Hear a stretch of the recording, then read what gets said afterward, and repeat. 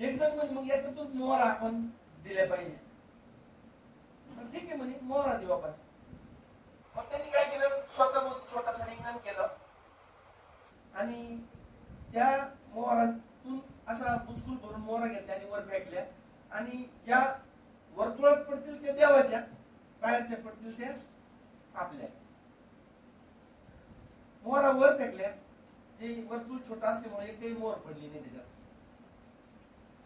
दुसरा म्हणे तुम्हाला यांना काही द्यायचं नाही म्हणे, एवढ्या एवढ्या वर्तुळात कुठे पडत असत का मोहरामध्ये, आपण पूर्ण गावाला वर्तुळ करू म्हणे, पूर्ण गावाला वर्तुळ करू, वर फेकू, आतमध्ये ज्या पडतील त्या आपल्या, बाहेर पडतील त्या देवाच्या.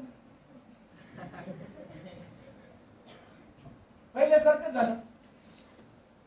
दुसरं म्हणजे तुम्ही चुते आहेत, आपण चुते आहे सारा, द्यायचंच नाही तुम्हाला.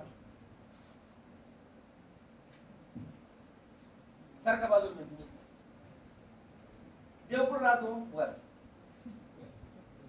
घेतल्या वर फेकल्या, देवाला तुला लागते तेवढं घे, बाकी तुझी सांभाळ. याच्यात दातृत्व आलं का कुठं नाही. दातृत्व म्हणजे काय, माझी जीवलग मैत्रीण आहे, घरून पैसे येत नाही, तिला मोबाईलचा रिचार्ज लागतो, तिला गाडीला पेट्रोलला पैसे लागतात,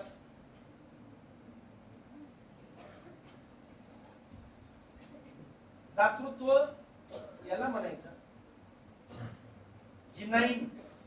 जिनाईन परिस्थितीत अडचणीत असलेला आपला मित्र मैत्रीण, याला तुम्ही पैशाची, विचारांची, ज्ञानाची दिलेली एक अनमोल भेट म्हणजे आपलं दातृत्व, आणि ते आपल्याला असलं पाहिजे.